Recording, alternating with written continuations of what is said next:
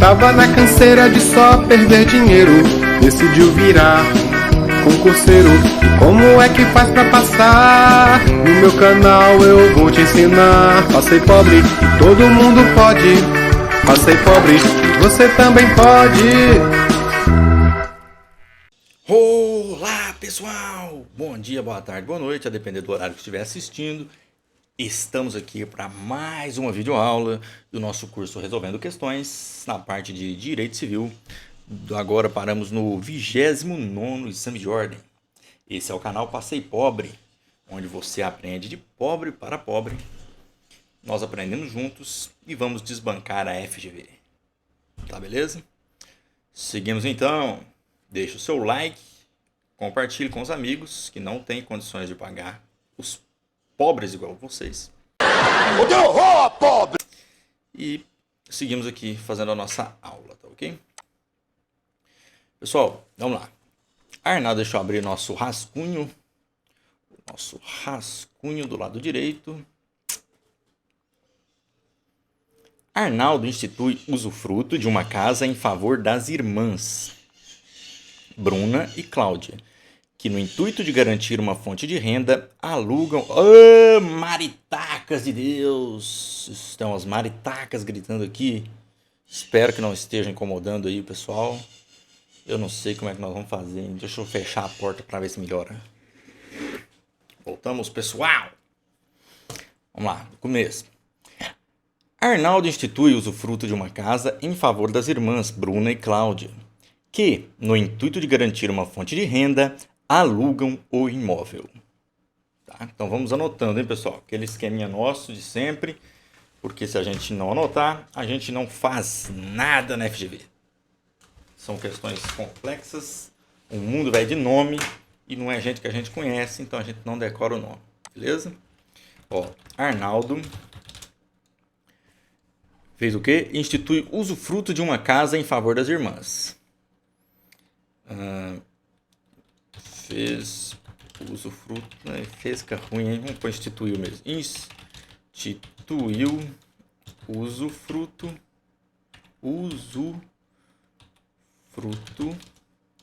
em favor das irmãs Bruna e Cláudia, ok? Eu não sei se são irmãs dele. Cláudia, eu não sei se são irmãs dele ou se são irmãs entre si, né?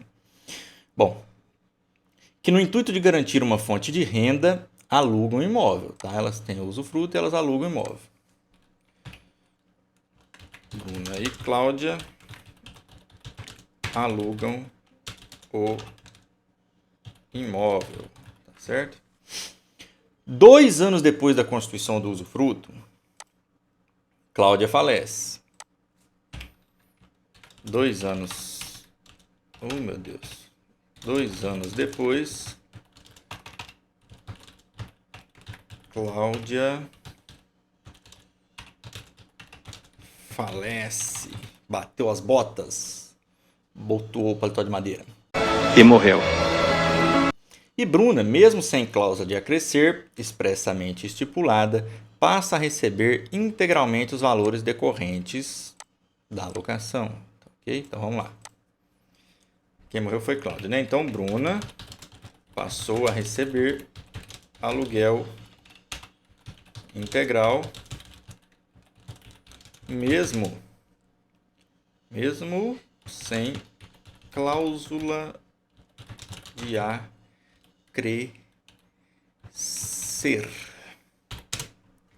Tá, vamos lá. 1 ano após o falecimento da Cláudia, o Arnaldo vem a falecer também. Arnaldo é o instituidor do usufruto, tá? Então, vamos lá. 1 ano após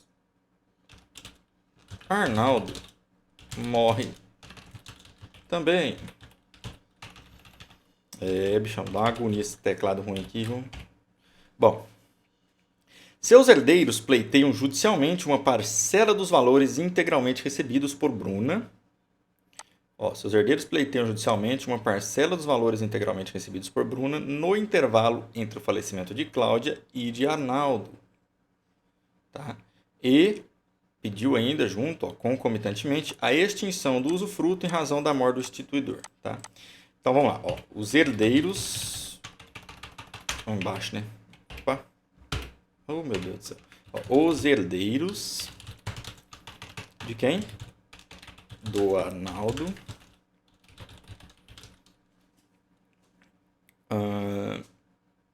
Ajuizaram a ação. Pedem. Cadê? Judicialmente uma parcela. Pede o quê? Judicialmente uma parcela só dos valores integralmente recebidos por Bruna. No intervalo entre o fazer. Pedem devolução dos valores recebidos por Bruna. Recebidos de aluguel por Bruna. Entre a morte da irmã Cláudia e a morte de Arnaldo. Tá certo? Bom. Tá, aí tá. Vamos ver o que mais que eles querem saber aqui. E pediram também a extinção do usufruto por conta da morte e ainda extinção do usufruto pela morte do instituidor, ok? Pessoal, aqui deixa eu abrir um desenho que a gente fez aqui no Instagram. Quem quiser seguir o Passeio Pobre lá no Instagram, fique à vontade. Ó, vamos lá. Usufruto e habitação, tá? É até simplesinho aqui, ó. O usufruto precisa ser feito o registro no cartório, porque é um direito real sobre imóveis, tá? E quem tem o usufruto instituído, ele tem o uso total. Ele pode alugar, ele pode arrendar, ele pode fazer o que ele bem entender, tá? Em relação à habitação, apenas morar sem pagar. Tá joia? Então seria ali o direito real de habitação seria simplesmente para morar. Apesar do momento que ela saiu, que ela alugou, que ela deixou, que ela foi para outra casa, ela perde esse direito, tá? Bom, o nosso caso aqui, vamos fazer por partes, tá? Eles querem receber os valores de aluguel entre a morte da Cláudia e a morte de Arnaldo. O que acontece? Como foi falado lá, o usufruto, ela pode receber de aluguel tranquilamente. Ela não tem vedação legal, tá? Vamos ver se tem um Código Civil aqui. Não há esse tipo de vedação legal para poder receber o aluguel, tá? Só um minutinho, 1410, é isso. Pessoal, então, aqui fala sobre a extinção do usufruto, tá? O usufruto extingue-se cancelando-se o registro no cartório de registro de imóveis. Então, por que isso? Ele não é feito um registro lá no cartório? Se você não fizer um novo registro, ou um cancelamento do registro anterior, melhor dizendo, ele vai ficar lá causando erro para pessoas, né? Que tenham interesse, eventualmente comprar um imóvel e tal, ele vai ficar lá de forma errada. Então, você tem que fazer esse adendo na escritura lá do cartório, tá? E ocorre pelas seguintes situações: pela renúncia ou morte do usufrutuário. Quem que é o usufrutuário, pessoal? É quem está colhendo os frutos, é quem está usando o imóvel lá. Então, nesse caso aqui, ó, quem que morreu? Primeiro foi a Bruna e Cláudia aluga imóvel. Cláudia falece. Quando Cláudia falece, extingue automaticamente o usufruto em relação a ela. Tá? Em relação a ela. E aí, volta os direitos ao proprietário. Tá? Não se permite, quando não há essa cláusula de acrescer, que é falado, não se permite a irmã dela simplesmente continuar com o imóvel todo lá. Tá? Ela não pode chegar lá e falar assim, vou pegar o imóvel todo agora que minha irmã morreu, então é tudo meu, eu vou pegar todos os frutos. Não é assim que funciona. Ela tem o direito de ficar com a parte dela enquanto ela estiver viva. A irmã faleceu, a parte da irmã volta para o, o instituidor do usufruto, tá? E aqui tem outras situações. Extinção da pessoa jurídica, ou pelo termo de sua duração, quando ele tem prazo específico. Então, às vezes você põe o usufruto. Normalmente, quando não tem prazo específico, é até a morte do instituidor, do usufrutuário. Agora, quando tem termo, você pode colocar. Você tem usufruto aí por 10 anos. Então, deu o tempo, acaba. Tá? Outra situação, pela extinção da pessoa jurídica em favor de quem o usufruto foi constituído, ou se ela perdurar pelo decurso de 30 anos da data em que se começou a exercer. Então, extinção da pessoa jurídica, você instituiu o usufruto para uma empresa, um CNPJ, ele foi extinto, tal, né? Então já se extingue, ou se não, se perdura ali é pelo decurso de 30 anos. Tá? Bom, pela cessação do motivo de que se origina. Então, alguns casos, eventualmente, tem motivos. Então, você vai ter aqui direito de pegar essa casa, alugá-la, para receber tantos mil reais por mês de aluguel para tratar o seu câncer, por exemplo. E aí, eu não sei nem se pode falar essa palavra que o YouTube costuma dar uma cortada, né? Tratar a sua enfermidade, a sua doença. Tá? E aí, você vai tratar e vai receber o aluguel para isso. Você foi curada, você já resolveu, você não faz mais o tratamento, acabou o problema. Então você não extingue o usufruto, tá?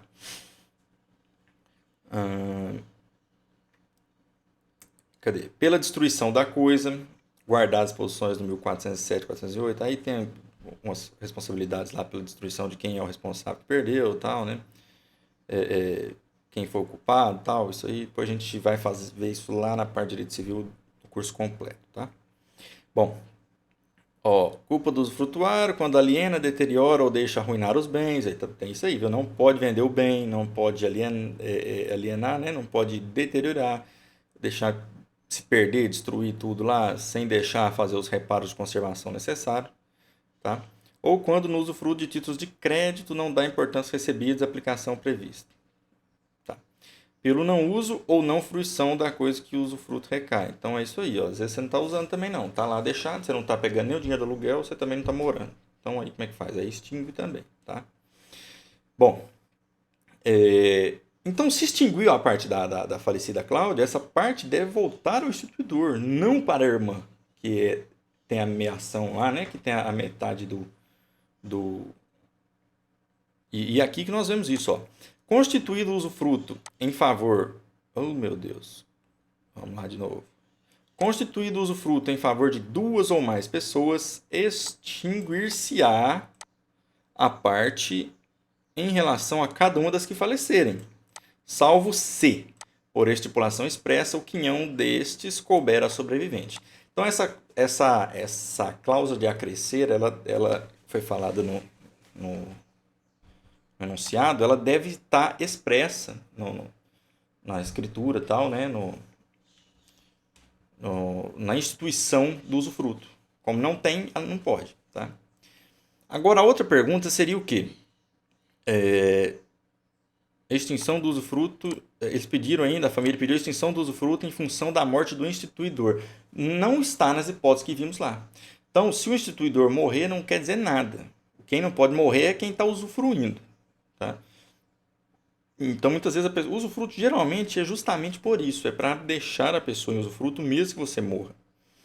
É uma garantia que você fala assim, às vezes, olha, eu vou deixar para minha mãe um imóvel para ela alugar de usufruto enquanto ela estiver viva. Que se acontecer alguma coisa comigo, independentemente de briga de herança, de ex-mulher, de esposa, de viúva, de filho, a minha mãe não ficará desamparada, ela ficará com o imóvel até que ela faleça, não que eu faleça. Tá? Então, as alternativas, vamos lá. Deixa eu aumentar um pouco aqui para os senhores verem. Diante do exposto, assinale a afirmativa correta. Okay? Na ausência da chamada cláusula de acrescer, parte do usufruto teria se extinguido com a morte de Cláudia. Isso. Mas o usufruto, como um todo, não se extingue com a morte de Arnaldo. Exatamente. Alternativa A é a nossa alternativa correta. Vamos ver as demais. Bruna tinha direito de receber a integralidade dos aluguéis, independentemente da estipulação expressa. Não, ela não poderia receber essa integralidade, porque a partir do momento que houve a morte, volta para o instituidor, como a gente viu lá, tá? A morte de Arnaldo só extingue a parte do usufruto que caberia a Bruna. Quando o instituidor morre, então eles falam aqui que extinguiria a parte da Bruna que ainda era viva. Mas permanece em vigor no que tange a parte de Cláudia, falecida, legitimando os herdeiros de Cláudia, desta, a receberem metade dos valores decorrentes da locação, caso esta permaneça em vigor. Nada a ver. Bom, a morte de Cláudia extingue integralmente o usufruto. Não, porque ele é dividido, não pode extinguir para todos, né? Então é isso aí, pessoal. Vamos agora para a questão de número 36 do 29º exame de ordem, é isso? Isso. 36. Deixa eu apagar isso aqui. Eva celebrou com sua neta, Adriana, um negócio jurídico, por meio do qual doava sua casa de praia para a neta, caso esta viesse a se casar antes da morte da doadora. O ato foi levado a registro no cartório do registro de imóveis da circunscrição do bem. Pouco tempo depois, Adriana tem notícia de que Eva não utilizava a casa de praia há muitos anos e que o imóvel estava completamente abandonado, deteriorando-se a cada dia. Adriana fica preocupada com o risco de ruína completa da casa, mas não tem, por enquanto, nenhuma perspectiva de casar-se. Então agora vamos lá. Então vamos anotar agora. Já lemos. Acho que vamos adotar essa prática aí, para a gente primeiro ler a questão e depois a gente vira anotando, para a gente entender no contexto todo, senão a gente se confunde, né? Ó, Eva fez com a neta Adriana negócio jurídico. Fez negócio com a neta Adriana, ok? Por meio do qual ela doava a casa de praia para a neta, caso esta viesse a se casar antes da morte da doadora, que é a véia, né? Então, ó, doava a casa à neta se ela se casasse antes da morte da avó. Avó. Oh, meu Deus. Avó. Bom. O ato foi levado a registro no cartório do registro de imóveis, que é isso aí, tem que ser feito, tá? Da circunscrição do bem. Besteira isso aqui. Pouco tempo depois, a Adriana, quem é a Adriana é a avó. Não, a Adriana é a neta, né? Pouco depois, a Adriana. A Adriana é a neta. A Adriana que teve notícia de que a Eva não estava usando a casa, estava abandonada lá. Falei, ixi, minha avó abandonou a casa lá e tá acabando tudo o imóvel lá, que eu tô enrolado. E ela preocupada, doidinha para não perder a casa, só que também não queria casar. Falou, eu não quero casar não, eu quero farriar. Eu quero furunfar, eu quero... Entendeu? Eu? Não.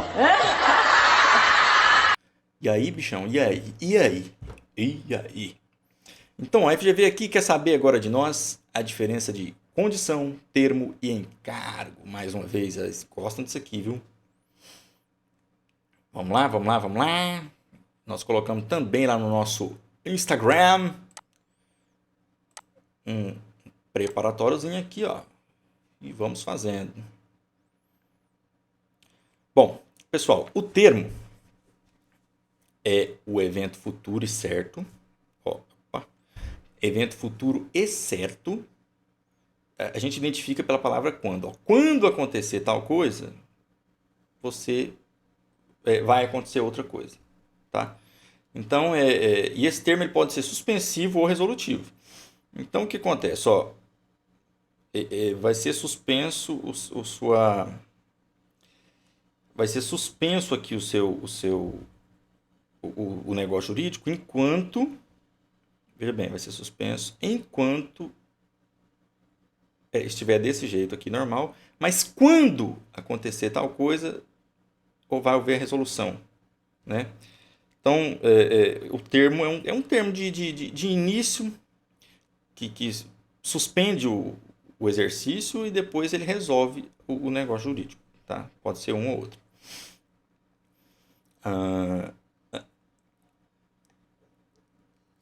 A condição é um evento futuro e incerto, tá? Pode ser suspensivo ou resolutivo da mesma forma.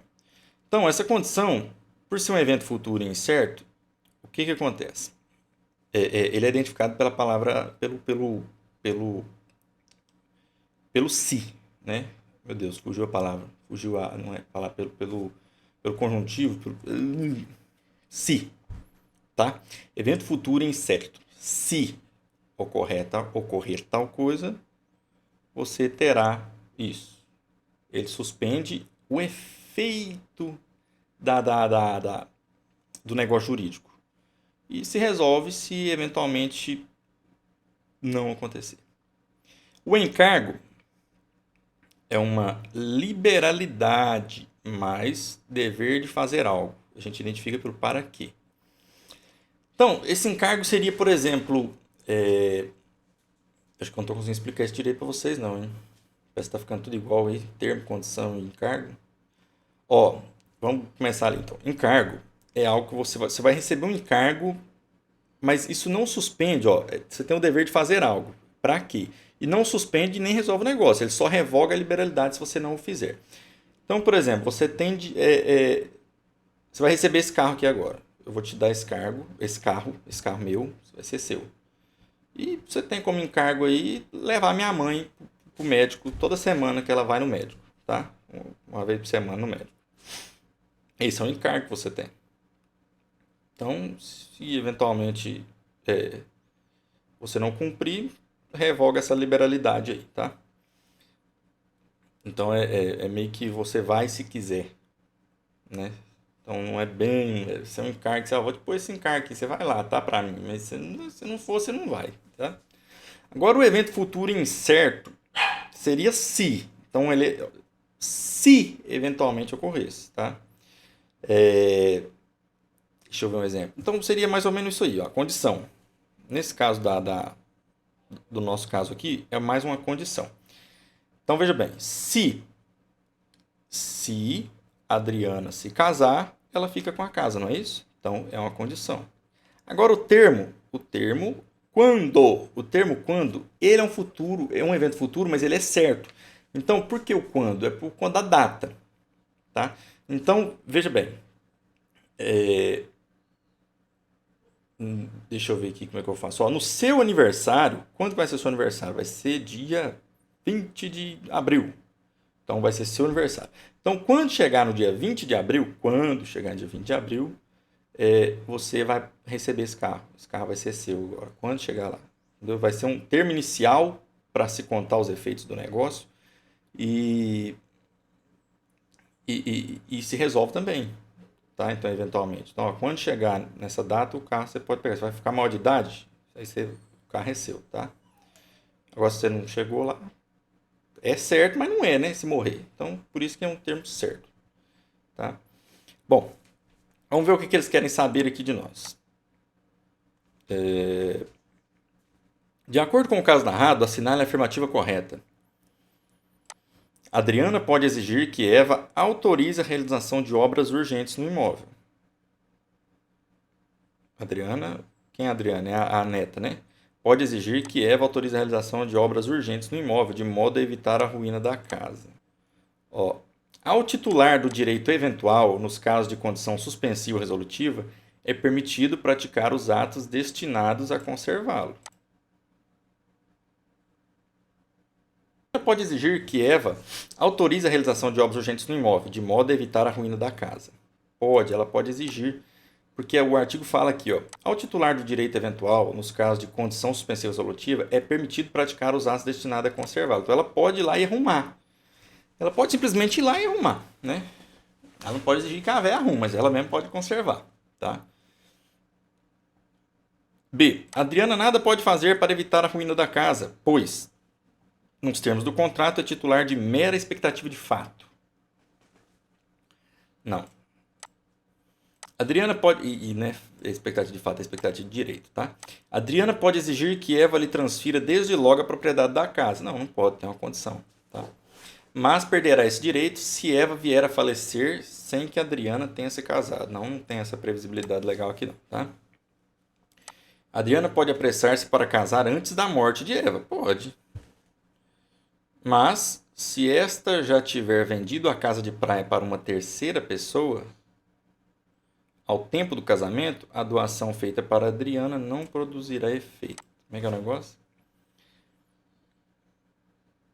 Não pode. Ela está dizendo aqui o seguinte: se eu vou casar correndo aqui, mas a véia vai e vende a casa, aí a doação não produz efeito, não, ela não pode vender a casa. Esse negócio tem que estar registrado no cartório lá, tem que estar gravado. Olha lá, está registrado no cartório de registro de imóvel. Isso não existe nessa doação, tá lá já. Não pode vender a casa, não. Tá? E a menos que se desfaça essa doação lá por alguma situação, uma condição resolutiva, ou que se distratem esse negócio jurídico. Tá bom? Vamos à questão de número 37 do 29º exame de ordem. Fique comigo. Mariana e Maurílio são filhos biológicos de Aldo. Aqui, ó, o negócio do pobre aqui, ó. Peguei o bichão ali, raquete de choque. Vamos de novo. Mariana e Maurílio são filhos biológicos de Aldo. Este, Aldo no caso, por sua vez, nunca escondeu ser mais próximo de seu filho, Maurílio, com quem diariamente trabalhava. Quando do falecimento de Aldo, divorciado na época, seus filhos constataram... Quando do falecimento de Aldo, que já era divorciado na época, seus filhos constataram a existência de testamento, que destinou todos os bens do falecido exclusivamente para Maurílio. Pessoal, aqui é o seguinte, a condição, essa condição. Essa aqui é uma condição, não, meu Deus, eu me chamo, uma questão, a gente fica no negócio de condição ou termo lá, é uma questão muito simples, tá? A gente sabe que não é possível fazer esse tipo de doação completa para um dos filhos só. Então, a FGV quer saber aqui, pessoal, se pode doar o pai, sempre tem um pai. Aliás, sempre tem um pai, não, sempre tem um filho que é mais querido do pai. Isso não adianta não, do pai, da mãe, tá? No meu caso, por exemplo, eu sou o mais odiado do meu pai, né? Assim, ele gosta só dos outros, no meu ele não gosta não. Ai, que eu choro. Não vou chorar não. Bom, então, o que acontece? Ele só puxa saco dos outros filhos, tal, e não sei o quê. Agora, no nosso caso aqui é o seguinte, ó. Vamos focar aqui, esquecer os problemas dos pobres. Aldo é o pai, não é isso? Ele gosta mais de quem? De Maurílio. De Maurílio. Certo? Aldo gosta mais do Maurílio. Mas tem outra filha lá que é a Mariana, né?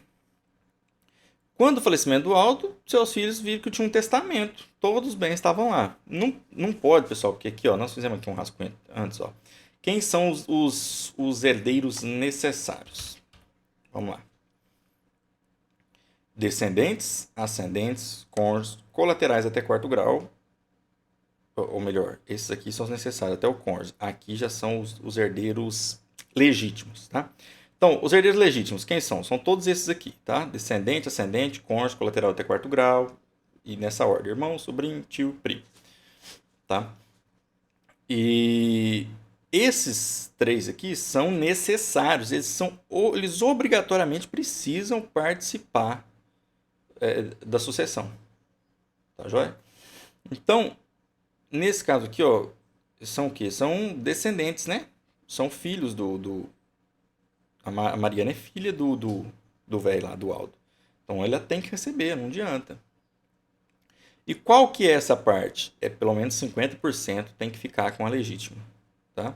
Os outros 50% ele pode dispor livremente, como achar que deve.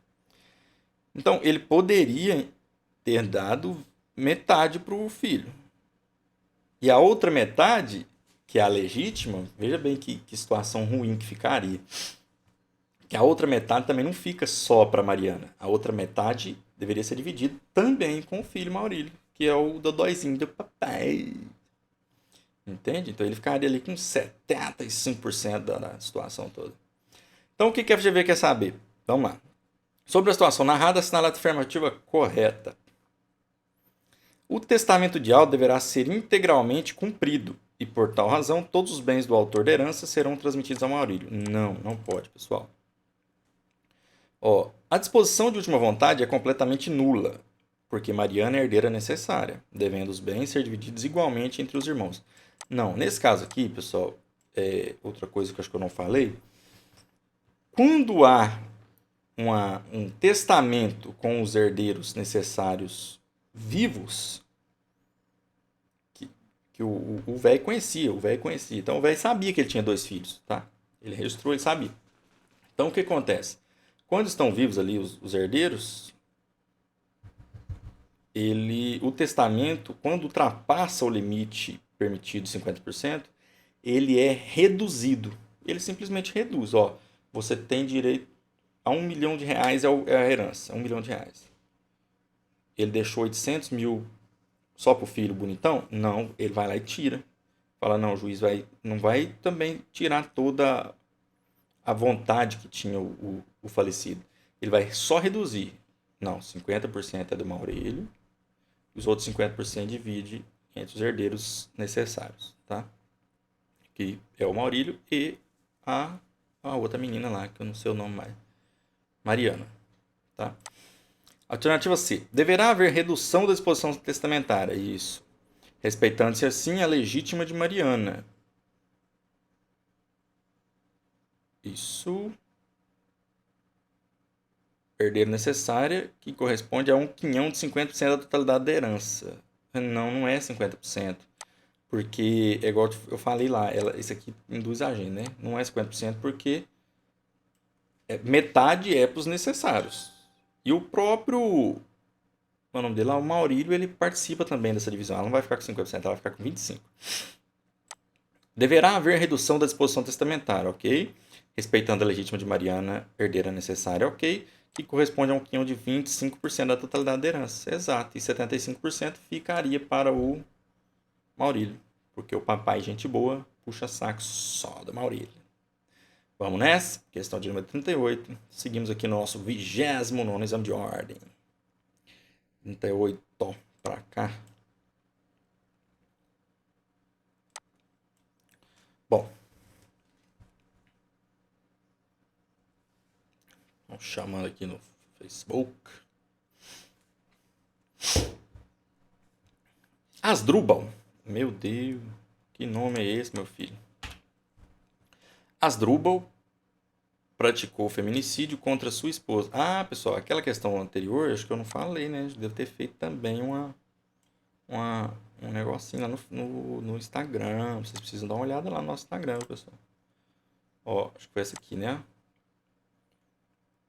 Olha lá, o testamento que deixa tudo para amigo. Se o testamento foi feito ao tempo que existia herdeiro necessário vivo, o testamento é corrigido, limitado a 50% dos bens, que é parte disponível.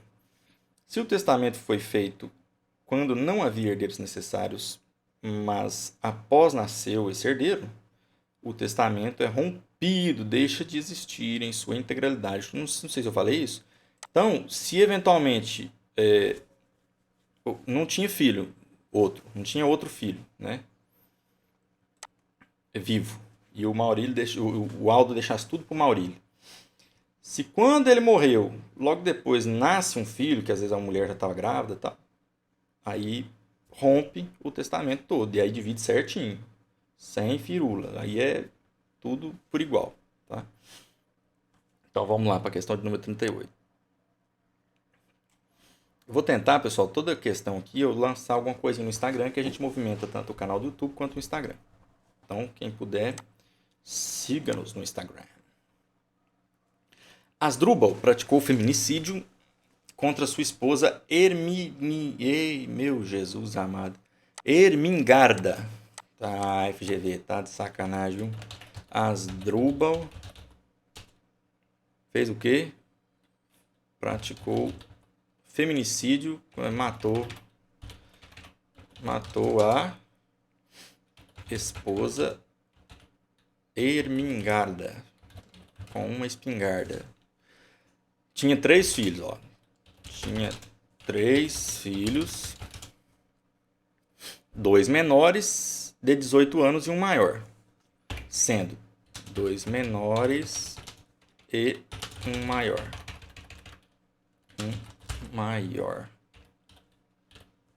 Certo? Bom, nesse caso, quanto aos filhos, assinale a afirmativa correta. Asdrubal terá suspenso o poder... Ah, tá. Então eles querem saber sobre o poder familiar e as possibilidades de perda ou suspensão do poder familiar. Vamos lá? Vamos ver se a gente tem alguma coisa lá no Instagram. Acho que eu fiz também. Fiz aqui, ó. Poder familiar. Vamos lá. Poder familiar é o poder, dever dos pais educarem e controlarem os seus filhos, tá? Você poder conduzir a melhor educação, escolher escola, levar na igreja, onde você achar que deve, tá? Esse poder familiar ele pode ser perdido apenas por um ato judicial. Ficou errado isso aqui em ato judiciar. Faltou L. Tá bom, não vou alterar não. Pode ser perdido apenas por ato judicial. Artigo 1638 do Código Civil. Bom. Fala aqui o quê? Pode ser suspenso por abuso do pai. As condições, né? Por que pode ser a suspensão agora? Abuso do pai ou da mãe pode ser feito por juiz ou pelo promotor de justiça. Quando há um abuso do pai ou da mãe, seria um abuso financeiro que leva os filhos à ruína, que castigo imoderado, que tem as hipóteses lá no artigo, porque também não pode ser, isso aqui tem que ser um negócio mais objetivo, né? Se a gente deixar o legislador, o juiz fazer o que ele quiser, a gente fica refém de coisas erradas que podem ocorrer aí. E geralmente ocorre, viu, pessoal? Quer ver, ó? Ó, aqui tá as hipóteses específicas, ó. Aquele que castigar imoderadamente o filho, espancando, torturando. Deixar o filho em abandono, largou lá, passando fome em casa e tal. Praticar atos contrários à moral e aos bons costumes. Isso aqui é muito relativo, mas todo mundo sabe. Eu acho que é o seguinte, ó, pessoal, tem um negócio que hoje em dia tá um politicamente correto, uma palhaçada, que tudo é lindo, tudo é bonito, tudo é certo, tudo é aceitável. Mas se você falar você é gordofóbico, você é putofóbico, você tudo você tem um negócio assim. Então não tem esse negócio não. O que é bonito, o que é feio, o que é errado, o que é certo é certo. Não existe essa palhaçada. Então todos nós sabemos o que atenta à moral e os bons costumes. Tá? Então, eventualmente, a mãe está lá trabalhando na zona. Não, aí tem juiz e outras pessoas que falam que não, isso aí é um serviço como qualquer outro. Não é, não. Parar com essa babaquice. Vamos mudar esse país nosso, pessoal. Nós sabemos o que é errado e o que é certo. Parar com esse politicamente correto, que isso vai acabar com a gente. Viu? Bom. Incidir reiteradamente nas faltas previstas no artigo antecedente. Quais sejam? Ó, se o pai ou mãe abusar de sua autoridade, faltando aos deveres a ela inerentes ou arruinando os bens dos filhos. Isso seria a suspensão do poder familiar, tá? Não a perda. Cabe ao juiz, requerendo algum parente pode pedir ao juiz, ou o próprio Ministério Público adotar a medida que lhe pareça reclamada pela segurança do menor e seus haveres, até suspendendo o poder familiar quando convém. Então, o próprio Ministério Público pode pedir a suspensão do poder familiar. Tem um outro negócio também, em caso de condenação de...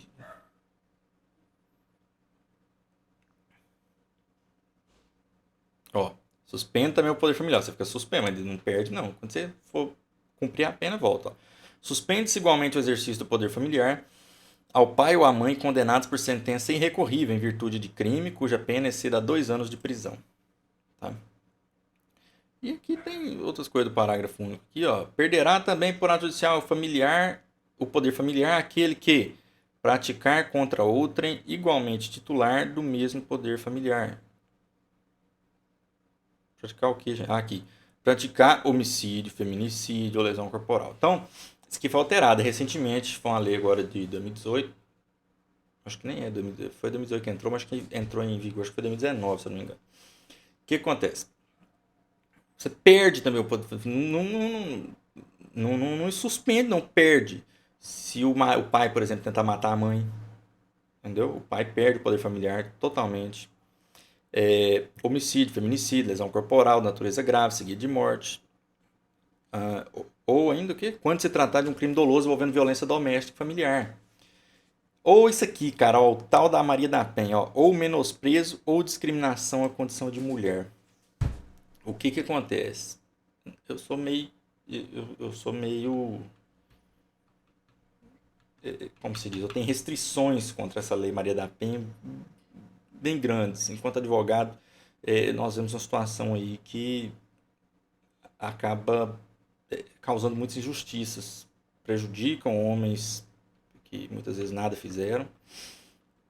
E, e algo muito subjetivo. Então, o que que é isso aqui?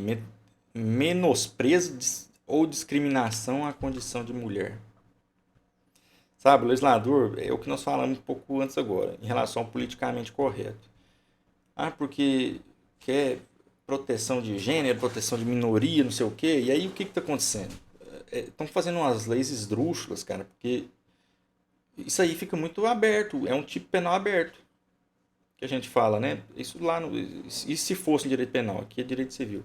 Mas lá também não fica atrás, não, porque você vai ver a lei Maria da Penha, tem a mesma coisa lá.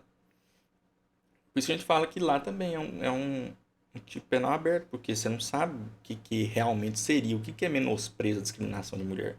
O que vem a ser efetivamente uma violência psicológica, não sei o quê, sabe? Eu acho que a melhor coisa que Deus inventou nesse mundo, cara, é a mulher. Não, é bom demais, hein? Bom demais. Mas, todavia, entretanto, porém, é preciso nos atentarmos para as violações recorrentes de direitos que podem ocorrer, tá? Porque se a gente dá liberdade demais para o Estado, não vou falar nem para o juiz ou para o promotor, para o Estado tomar conta da nossa vida e destruir e atacar, escolher um alvo para arrebentar, é complicado, viu, cara? É complicado. Mas seguimos lá. Ó, quando houver estupro ou outro crime contra a dignidade sexual sujeito à pena de reclusão. Isso aqui, se ele praticar o pai praticar estupro contra qualquer pessoa aí, ele já se enrola, viu? Perde o poder familiar. Esses dois. Praticar contra filho, filha ou descendente homicídio, feminicídio ou lesão corporal de natureza grave ou seguida de morte, quando se tratar de crime doloso envolvendo violência doméstica, familiar, mas não é a mesma coisa lá do outro lá. Isso é contra filho, filho ou outro descendente também, tá? Então não é só contra a esposa, não. Até aqui, ó, velho. Até e familiar, até aqui, ó, concordo plenamente. O que cagou foi isso aqui, ó. Menosprezo a condição de mulher. Quem que. Não sei, eu não sei se não é do meu âmbito de vivência, meu familiar, do meu âmbito do meu ciclo, né, social. Eu não sei como que é que faz uma discriminação à condição de mulher, tá?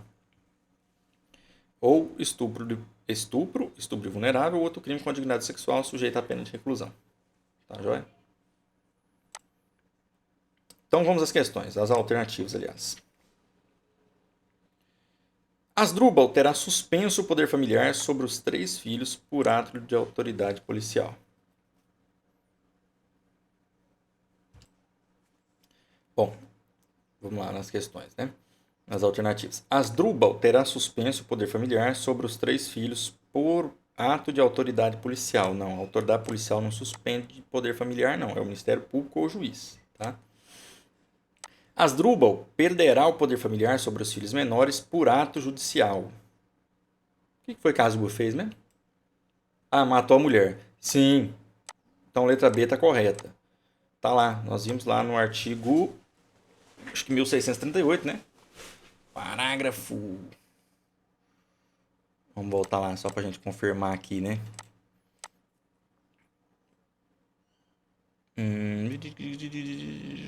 Aqui, ó. Homicídio, feminicídio, lesão corporal seguido de morte. Então é isso aqui, tá? Para qualquer integrante do poder familiar ou contra a mãe dele lá. Acho que é o primeiro aqui. Isso aqui, ó. Praticar contra outro igualmente titular do mesmo poder familiar. Homicídio. Então, 1638, inciso 1, a linha A. Bom, então a alternativa B está correta. Ele perde o poder familiar por ato judicial. Tá? Asdrubal terá suspenso o poder familiar sobre os filhos por ato judicial? Não. Poderia ser suspenso provisoriamente, até que se fosse condenado no crime de homicídio e tal, mas não. O homicídio está previsto lá na perda total do poder familiar. Asdrubal perderá o poder familiar sobre os 3 filhos por ato de autoridade policial? Não também. Nem perder nem suspender, que a autoridade policial é o delegado de polícia. Ele não pode fazê-lo. Tá? Então vamos à questão de número 39 do 29º exame de ordem. Bom, Gumercindo, 77 anos de idade, vinha sofrendo os efeitos do mal de Alzheimer, que, embora não atingissem sua saúde física, perturbavam sua memória. Durante uma distração de seu enfermeiro, conseguiu evadir-se da casa em que residia, a despeito dos esforços de seus familiares. Ele nunca foi encontrado. E já se passaram 9 anos do seu desaparecimento.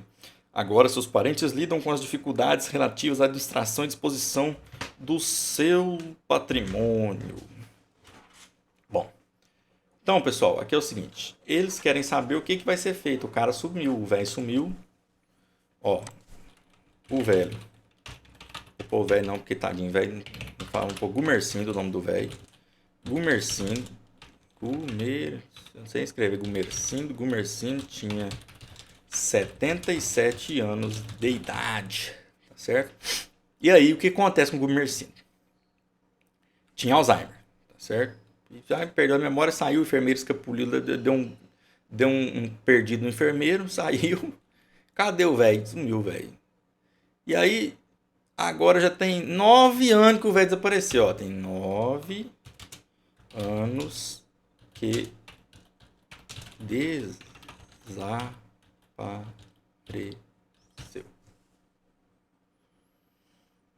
Bom. O que mais que pergunta aqui? 9 anos que desapareceu e tal. Agora que eles resolveram ir atrás, né? Vamos lá procurar agora o que aconteceu. O que vamos fazer com a administração dos bens do velho? Aí qual que é a alternativa correta, né? Pessoal, tem 77 anos que ele tinha. E tem 9 que ele sumiu. Não é isso? Então, hoje ele tem 86 anos de idade. Atualmente. Ou melhor dizendo, supõe-se que teria essa idade, porque o cara sumiu, né? Então a gente não sabe. Às vezes morreu até antes. Mas, teoricamente, até que não seja decretada a sua morte, então é 86 anos de idade atualmente.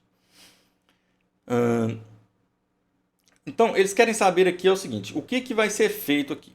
Vamos lá no nosso Instagram, ver o nosso postzinho aqui, sobre morte presumida. Deixa eu baixar um pouco isso aqui. Bom, vamos lá. Pessoal, a morte presumida, ela existe. Então, o que acontece? Não precisa de corpo. Alguns falam, mas não tem corpo, não tem crime. Não tem, sim. Sabe? O goleiro Bruno lá não se lascou, não foi condenado a morte pela Elisa Samúdio lá, não sei o que. Foi, se lascou todinho. Ah, se fudeu. não achou o corpo dela até hoje. Diz que tinha dado para cachorro, tinha jogado no mar. Ninguém sabe até hoje cadê essa mulher. Mas ele foi condenado e está preso e teve que pagar. E, inclusive, acho que semana teve notícia dele aí fazendo como é que chama? Açaí para vender. Bom, sem declaração de ausência. A morte presumida ela pode ser feita sem declaração de ausência e com declaração de ausência. Tá? Ambos não precisam de corpo, obviamente. Se tem o corpo, você faz o atestado de óbito e acabou. Então não precisa de corpo. Quando é sem essa declaração de ausência, é quando há um perigo de vida grave ou ele estava desaparecido em guerra após 2 anos. Na lei fala desaparecido em campanha, tá? Que é guerra. Então, esse perigo de vida seria algo iminente e conhecido. Certeza que era um perigo de vida. Igual o avião caiu no mar. Então, é um perigo de vida. Caiu na floresta. Né? Perdeu-se na floresta. Que mais? Foi esquiar no Monte Everest e nunca mais foi encontrar, que teve uma avalanche lá. Não vai achar mesmo não, filho. Isso aí vão achar ele daqui a alguns milhões de anos. Falar assim, olha, um espécime conservado aqui de 2020, mais ou menos. Não sei o quê. É por aí. Então, aí não precisa de declaração de ausência. Quando é muito provável a morte dele, ou que ele já está desaparecido após 2 anos, já pode ir direto para ser decretada a morte presumida dele. Tá? Agora, com a declaração prévia de ausência, como que é esse negócio aqui? Ela tem que ser feita, vamos lá, sem corpo, óbvio, né? Ele desaparece sem perigo de vida conhecido, igual esse velhinho aqui, que ele estava só com Alzheimer, saiu, não tem perigo de ter morrido. Tem, lógico, pode ser atropelado, pode ser muita coisa, né? Pode ser, morreu de fome num lugar aí, não sei. Mas não tem um perigo concreto, tá? Não é muito provável a sua morte. Então, aí o que acontece? Eles entram com a ação, o juiz nomeia um curador provisório por 1 ano, tá? São as fases do procedimento. Ou ainda 3 anos pode ficar com o curador, se o velho tivesse um procurador instituído antes dele sumir. Então, suponhamos que ele deixou uma procuração de plenos poderes para um amigo dele lá. Então, aí ele ficará como curador por 3 anos, em vez de 1 ano. Aí, depois disso, abre-se a sucessão provisória. O que é a sucessão provisória? Os herdeiros vão virar possuidores. Tá? Eles vão ficar na posse dos bens por 10 anos. Tá? Eles vão exercer todos os direitos inerentes à posse. E, nesse sentido, 10 anos. Depois disso, abre-se a sucessão definitiva, que aí sim vai para eles mesmos. E aí é possível ir direto para essa fase, só que essa sucessão definitiva é um tanto de coisa. 1 ano ou 3, depois 10 aqui, não sei o quê. Isso aqui, eles podem pular e ir direto para a sucessão definitiva se a pessoa tiver 80 anos e há 5 anos não se tem notícia. Então, olha lá, ele tem 86 já, ele não tem, é lá 80, ele já tem, passou, já tem 86. E já tem 9 anos que não tem notícia dele. Eles podem ir diretamente para essa última fase, que é pedir a sucessão definitiva dele. Tá? E, mesmo que vá para a sucessão definitiva, ou todo esse procedimento, ou direto para esse, tanto faz. A propriedade passa aos herdeiros, mas é uma propriedade resolúvel por 10 anos novamente, mais 10 anos. Então, se esse velho aparecer em 10 anos, eles têm que devolver tudo pro velho. Tá? Se não apareceu, já era. Tá? Mesmo que apareça depois por um milagre, não vai ter nada não. Então, vamos lá. As alternativas aqui são...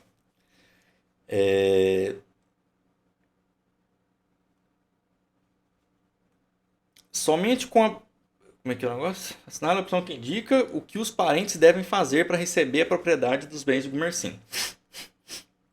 Somente com a localização do corpo de Gumersindo será possível a decretação de sua morte. Errado. Eles devem requerer a declaração de ausência, com nomeação de curador dos bens, e após 1 ano, a sucessão provisória. A sucessão definitiva com a transferência da propriedade dos bens só poderá ocorrer depois de 10 anos de passar em julgado a sentença que concede a abertura da sessão provisória.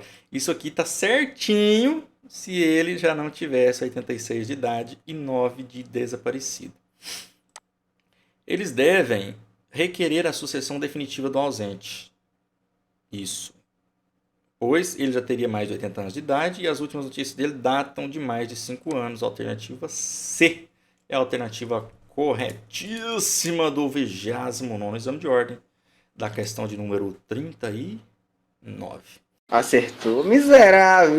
Letra D. Eles devem requerer que seja declarada a morte presumida sem decretação de ausência, por ele se encontrar desaparecido há mais de 2 anos. Não, nada a ver. Tá? Então vamos para a questão de número 40.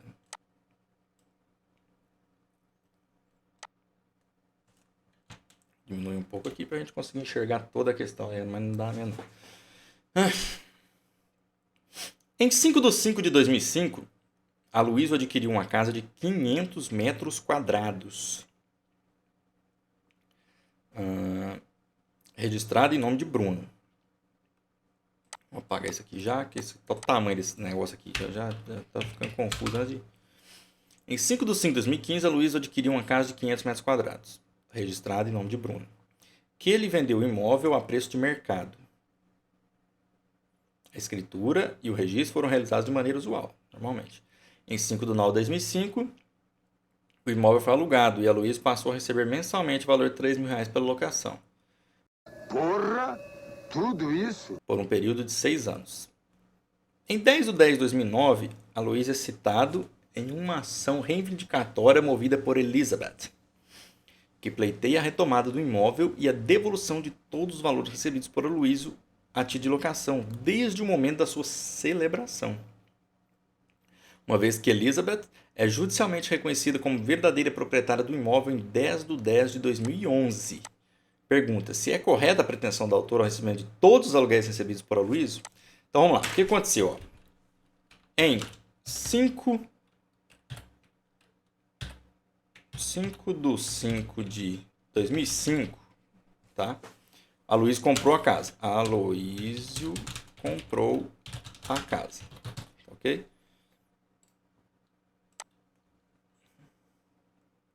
Que estava em nome de Bruno. Em nome de Bruno. Pois bem. Deve ter comprado de Bruno mesmo, né? Ele vendeu o imóvel a preço de mercado. Comprou. Normalmente ele não comprou de má fé, ele comprou no preço que era o valor que tinha que ser, tá? A escritura e o registro foram realizados de maneira usual. Estava tudo registrado em cartório, bonitinho. Em 5/9/2005, 4 meses depois, o imóvel foi alugado. Ó. 5/9, né? 5/9/2005, a casa foi alugada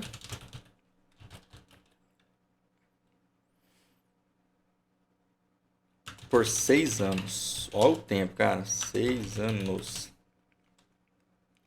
Já em 10/10/2009, 10/10/2009, ano pra caramba, a Luísa recebeu uma citação em uma ação reivindicatória, que a Elisa falou: eu quero retomar o imóvel, porque agora o imóvel é meu. Você já sabe que é meu, porque foi reconhecido uma ação aqui que eu sou a dona do imóvel, tá?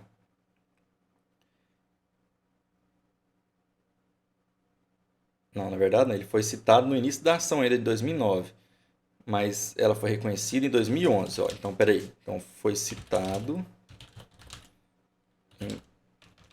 da existência da ação. Apresentar a defesa, tal, da existência da ação. Já em 10/10/2011, ele perdeu e Elizabeth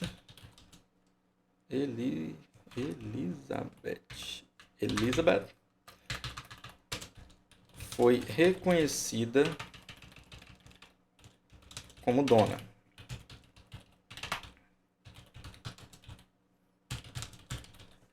certo? Então, pessoal, o que é a questão aqui? O que nós temos que abordar nessa situação aqui? Ela quer agora todos os aluguéis anteriores, ela quer de volta. Eu quero meus aluguéis, eu quero. Mas não é assim não, porque se ele comprou certinho, ele estava de boa fé, ele pagou o valor de mercado, ele sequer sabia desse litígio. Ele foi saber, ó, ele ficou alugado em 2005 até 2009, quando ele foi citado. Aí ele foi citado em 2009. São o quê? 4 anos, não é isso? 4 anos. Então ele foi citado 4 anos de aluguel depois, ele foi citado. Mas ele alugou foi por 6 anos, ó. Tá vendo? Ele alugou por 6. Ou seja, a partir do momento que ele foi citado, ele ainda ficou alugando por 2 anos, ó. Depois de citado, continuou alugando por 2 anos, porque ele pensou, não foi decidido em juízo ainda, vou ficar aqui alugando, tal. Só que esse tipo de ação petitória, de ação... qual que é a palavra que eles usaram aqui, gente? Ação reivindicatória, que é um tipo de ação petitória, ele... alguns efeitos retroagem à data da citação, né? Que seria a... Não tem como presumir que ele estava de má fé, mas ela se decide ali depois de juízo, tal, não foi má fé, mas mesmo assim se perdeu, porque o cara vendeu, não era dele, tal, e sei lá como é que foi, aqui não fala exatamente o trâmite todinho do processo, a gente fica especulando, né? Isso aí bate a cabeça da gente. Mas é o seguinte, a partir do momento que ele foi citado, era de de boa cautela que ele deixasse de alugar. Não, agora não decidi primeiro, tá? Mas ele continua alugando por 2 anos. Agora ela quer receber tudo. Ela pode receber tudo? Acho que ela não pode receber tudo, tá? Então, eu até coloquei, acho que eu fiz lá sobre o negócio de posse também no Instagram.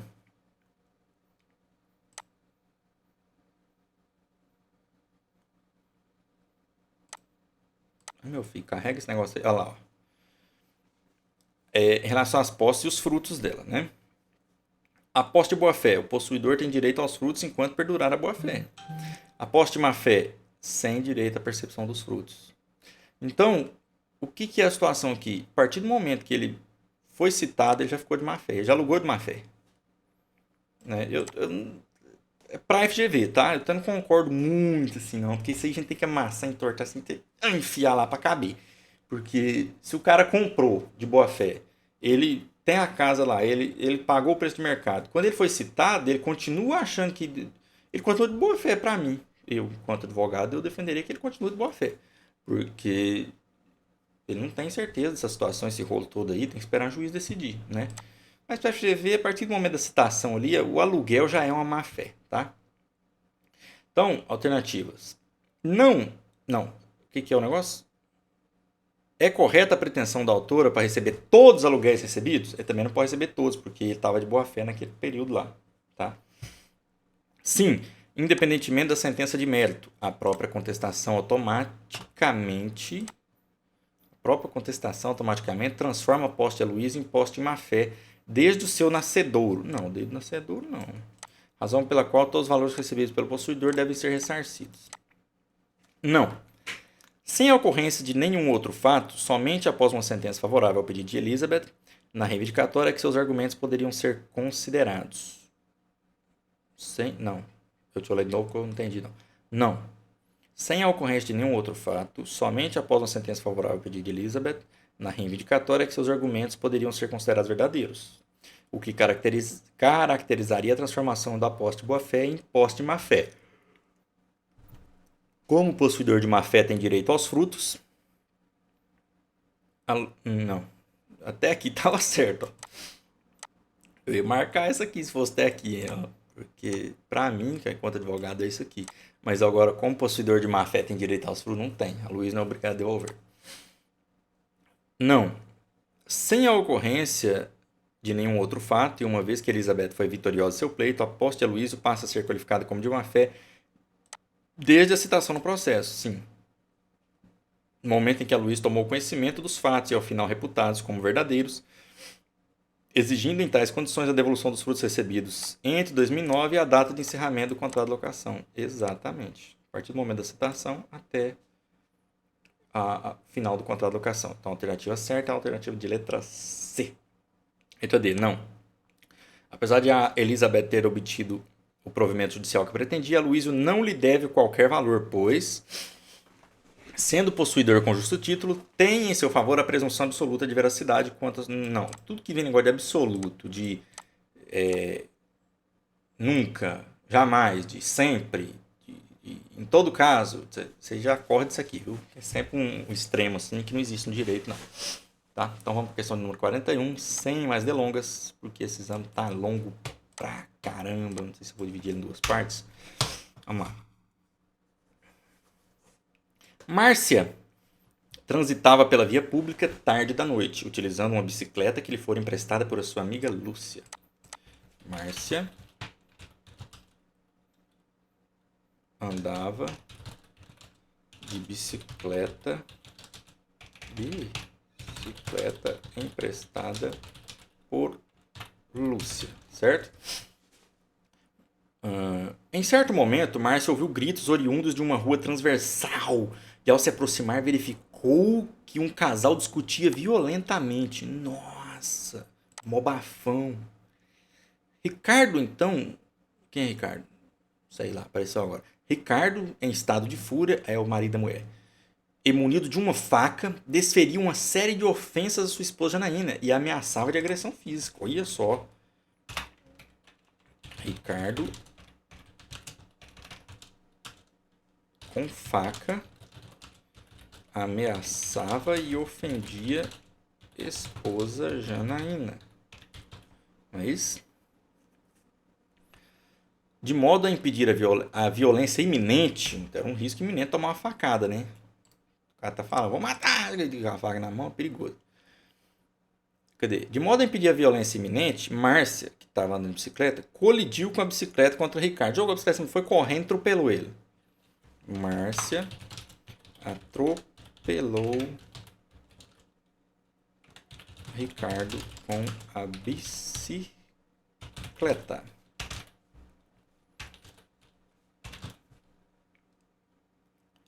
O que foi suficiente para derrubá-la e impedir a agressão. Salvou a mulher. Nossa, que heroína.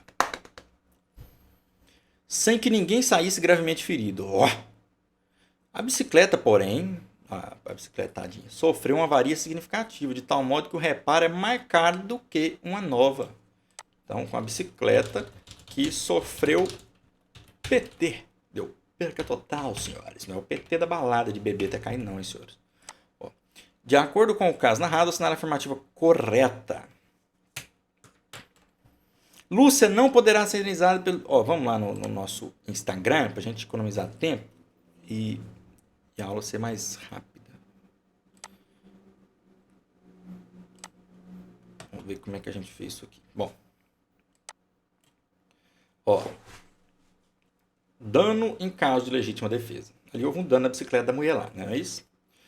Quem causa dano ao terceiro, advindo de fato ilícito, tem o dever de indenizar, não é isso que a gente aprende no Código Civil, 186 e tal, não sei o quê. E lá também, acho que o 188 fala que não constitui ato ilícito os atos praticados em legítima defesa, tá?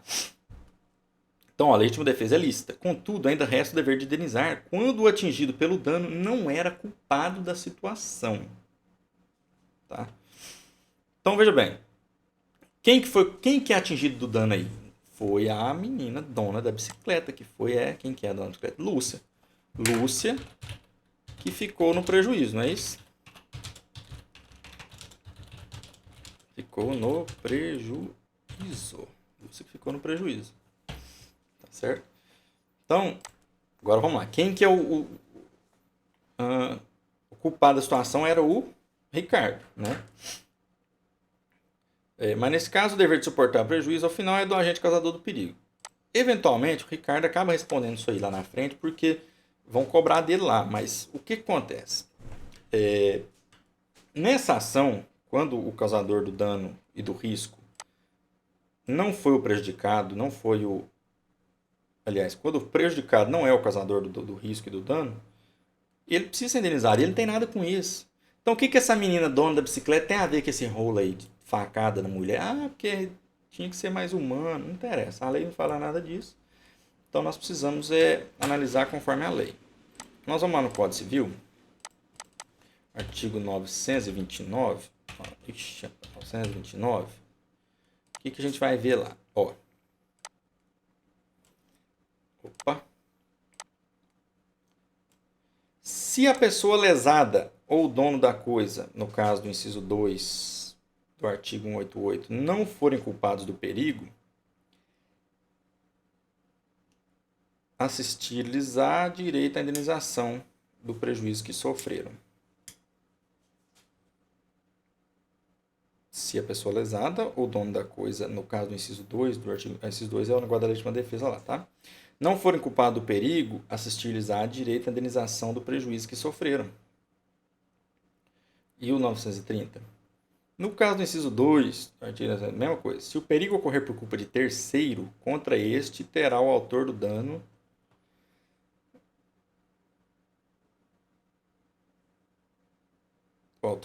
ação regressiva para ver a importância de que tiver ressarcido ao lesado.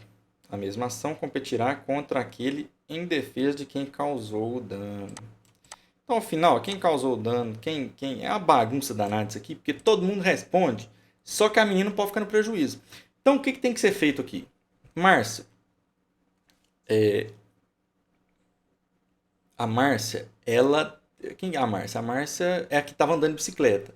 Ela tem que pagar o conserto para a outra que ela não pegou a bicicleta emprestada. Ela não tem nada com isso. Ela tem que indenizar a Lúcia, tá? Então ela tem que devolver dinheiro para a Lúcia. E depois ela entra com a ação aí e cobra. De quem que ela tem que cobrar? É uma cadeia de eventos. Ela salvou, ela não tem que envolver com o criminoso lá não, com o bandido. Ela salvou a... Não é o nome da outra que ela salvou. Janaína, não é isso? A esposa do cara. Janaína. Então, ó, como que é a confusão aqui, ó.